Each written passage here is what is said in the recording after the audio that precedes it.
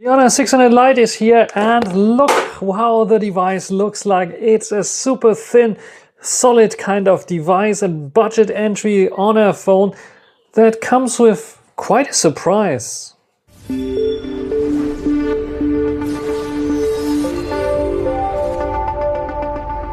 First we have this gorgeous 6.6 AMOLED screen, 120 Hz refresh rate, and the cool thing is that this display supports everything that we know from Honor in terms of Honor eye comfort display. So we have circadian night display, we have eye comfort mode, we have 3840 Hz PWM dimming, so no headaches at all that you should have, and dynamic dimming is available for this as well. It looks gorgeous. As you see here, this is just simply a really good, gorgeous display here without any issues. Colors are presented very nicely here, and everything runs flicker free and super smooth at 120 Hz, which I really like, no matter what you are doing. Velvet Grey is the color variant that I have here. There's some other variants available as well. The back is made out of plastic, no wireless charging, but at least the side rails here, even though they feel a bit of plasticky, are made of aluminum. And we have some nice buttons like the power button, the volume rocker, and a camera key, a dedicated camera key. For this price, just like the Pro models. Bah! Can you believe that this kind of thin of a device features a 6520 mAh battery, should last you easily for 2 days, but if you need to charge it, you have fast wired charging with 45 watt. The operating system is Honor's MagicOS 10, so it comes with a little bit of limitations there thanks to the Dimensity 7100 Elite, because we don't have the transparency effects everywhere, but it's running smooth as butter anyway with 120 Hz, which is quite cool. 8 gigs of RAM, you cannot expect the highest benchmark scores, but nevertheless I think it's doing okay for its price region here. But what do you think? There's one thing that I don't like so much, and this is the added bloatware. So we have some applications here, top apps that are pre-installed, and we have this popular apps option, which is not pre-installed, but it's a folder where you have download suggestions. Why, Honor? Why those advertisements here for those kinds of things? In terms of games, so as you see here, the Dimensity 7100 Elite is powerful enough to run some casual games here, but don't expect it to run the high cool graphics like Genshin Impact in the fastest frame rates there, or in the highest quality mode for sure.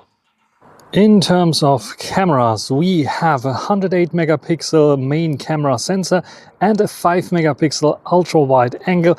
I also like the camera element with this camera bump and the indicated third camera lens there, which houses the flash. On the front we have a pill cutout shape, though only one camera inside, which is 16 megapixels.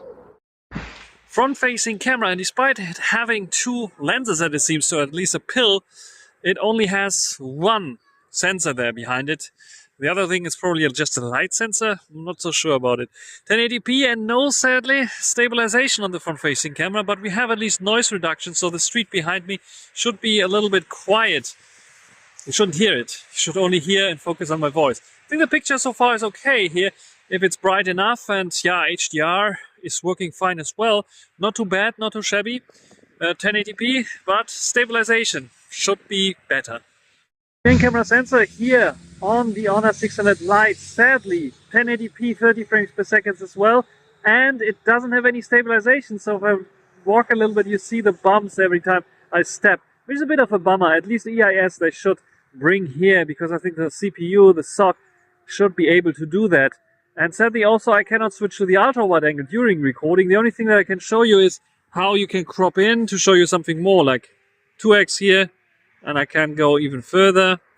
This is now 4x, but it's like borderline usable, and then we can go up to 10x, but this is unusable and also a little bit shaky because no OIS, no EIS. And this is now the ultra wide angle. Sadly, I have to stop the recording to switch to it. 1080p as well, no stabilization as well. Though it is the ultra wide angle, it should give you a little bit, yeah, better stabilized footage. How's sun here, HDR? How's the noise reduction? Because we have a noise reduction button here. There's a busy street behind me still. What do you think about the audio quality here? The main camera sensor for photos is okay, but it's an older kind of type. The sensor size is not the problem, but the over-sharpening, the immenseness of over-sharpening and a bit of HDR-ish kind of issues you see a little bit overblown here and there. The main camera sensor can also be used for close focusing, and I think then it's doing an okay-ish job as well. Colors are cool. I switched from the default vivid mode because I really don't like it. It's way too punchy, to the more natural mode, and the natural mode is working much nicer there in terms of colors. The ultra wide angle, it's not ultra wide at 17 millimeters, and yeah, what should I say? It's 5 megapixels. Don't expect too much in terms of quality. It's there, and that's about it. But I really like the main camera sensor. It really has potential there. For even macro shots, even though not the most detailed macro, but still, if you don't zoom in, if you just give this shot here to social media, it would look pretty nice. And yeah, the ultra wide angle is also in terms of HDR, it's the only thing where I would say, hey, it's not completely white, the sky there. It has some HDR, so they did some good processing there for this device. When it comes to portrait shots, it's portrait shot of Timmy here. Overexposure, the cutouts a bit of rough and wrong, but not completely wrong. You see here when I do a main camera sensor shot in portrait mode, with me it is okay, it's fine, it's not overexposing too much there, but the sun was not behind me, as you see here.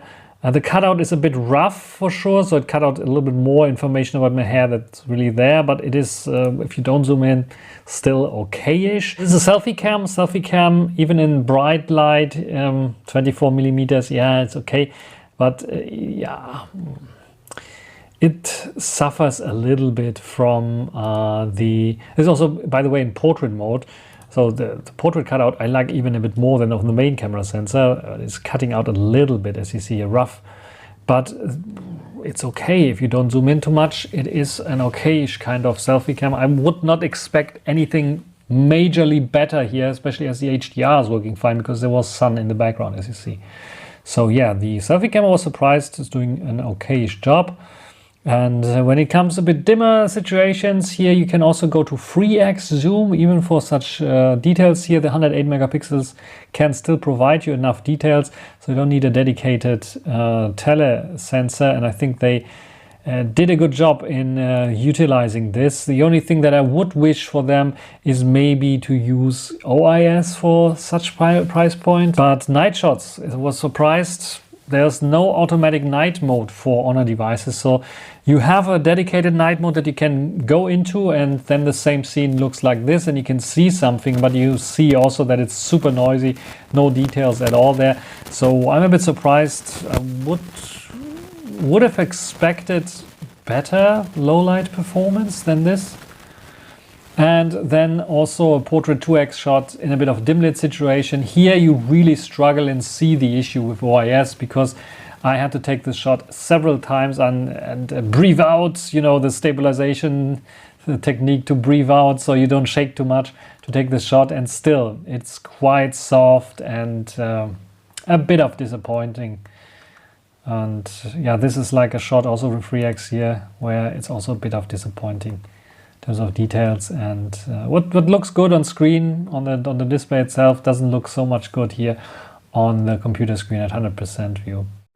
And to be completely honest, I expected more of the cameras, as Honor is known to be a good camera smartphone brand. But they skimmed out definitely on the cameras and put probably all the energy on the display, the nice, gorgeous display that gets super bright, even outside visibility, 6,000 something nits peak brightness. It's like, it's super, super bright, super thin bezels. The pill cutout shape I really don't like, because it's not there to fulfill a purpose. At least I don't see the purpose. It could be like a normal, it's no 3D face scan there, it's just 2D scanner. And there we talk about a little bit of the biometrics. It has an optical fingerprint scanner there that is working fine. It's probably one of those that we also have in the Magic 6 RSR, that by the way is filming this review here because it's like super fast and accurate without any issues. And even the face scan, if I do this here, you see it's like super quick and there. And it's also working very good at low light, which is like, I was a bit surprised because usually I was expecting it to be like some kind of 3D kind of face, or at least an infrared one, but I couldn't see anything with my camera, so I don't know why they did the cutout shape. Cameras, I really wish they would put more effort into the cameras there for this one, because this one has so great potential as also a small, cheapish kind of vlogging device here. But for let's say $400 that they want for this device, I would say no, the camera is not worthy for $400. 300, 320 with paint, maybe $340. Yes, this I can accept. But instead of using the 5 megapixel ultra wide and give us one good camera sensor, like the 108 megapixel one is also something that borderline usable at this price point, especially for video. I would like to have OIS and a 50 megapixel sensor that we have in the Honor 200 series. Like I told you, we have stereo speakers, so the earpiece here on the top as well as the bottom firing speaker are working in tandem. I have a binaural recording right now. Let's listen to the sound.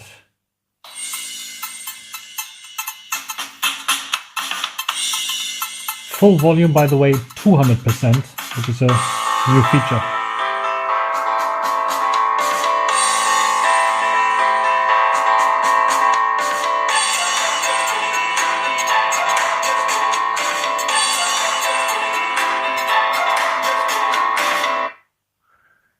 It's a good sound, I would say. Yes, it's missing a little bit of the bass, and yeah, the mids are a bit off, so it's focusing more on mids and highs, but it's getting pretty loud, and I would say for this price region, well done, Honor. We have a cool feature on new Honor devices like the 600 Lite. It now supports the global Chinese kind of sharing protocol. So this device, the Honor phone, can share with every phone that is out there stuff. Like this is now the Oppo phone that I was doing the binaural recording with. I click on Oppo Share here, my Honor 600 Lite appears here, and I can simply share the video file with the binaural recording onto my Honor 600. I just have to say, yes, I want to accept it, and that's it. I can also share the same file not only to Honor phones, I can also share it to Vivo, to Xiaomi, to IQ, to many other phones that are out there, which is quite cool. Even computer share via Samba is possible, or SMB protocol is possible, which is quite fantastic. So this one here, when it comes to connectivity through and with different devices, even iPhones, iOS, iPads, macOS, possible. Very nice. The default keyboard is now emoji keyboard, and by default they have haptics turned off, and that's for a reason, because this haptic motor inside is so Stone Age here. It really doesn't feel very good, so don't turn it on. I have a Wi-Fi 6 router here, but sadly the Honor 600 Lite can only support Wi-Fi 5. The Wi-Fi 5 speeds are not bad, but still I would like to see Wi-Fi 6 support on this device. Where others like to skimp out on AI features on budget devices, Honor has the full suite of AI features in here, like the AI eraser that works like a charm without any issues at all. And if you have edited your photo, you can just simply share it to Magic Portal and put it maybe in AI Memories, which is a nice hub where all your memories are stored and they are searchable later on. A very cool feature, especially if you're forgetting or forgetful. We have tons of AI features also in the settings, like there's an own Honor AI option there, and it allows you to see everything here. Like, for example, also the AI button that allows you to map this button to certain features. And there are, of course, translation features. There are writing features on board. There's tons of stuff on board that you can use and that is known from the Pro devices, carried over even to this budget device. I'm impressed. If you press the AI button, how they call it, I would just call it camera key, because if you long press it, it will open up this menu here, press to launch camera, got it, or I can set it up. I can go into settings and change this AI button to something else. By default, it's camera, and you can see I can also go to AI screen suggestions, on AI settings agent, Google Lens. So basically AI memories, lots of AI stuff, and then camera. I would really like to use it maybe for a third-party app, especially because it not only offers you those here, but it also offers you short press, long press, or the double press even, and long press options there. So it would be cool if we can configure this maybe freely for other things to launch, not only the predefined stuff here, but nevertheless, it's cool to have such a button here on a budget device.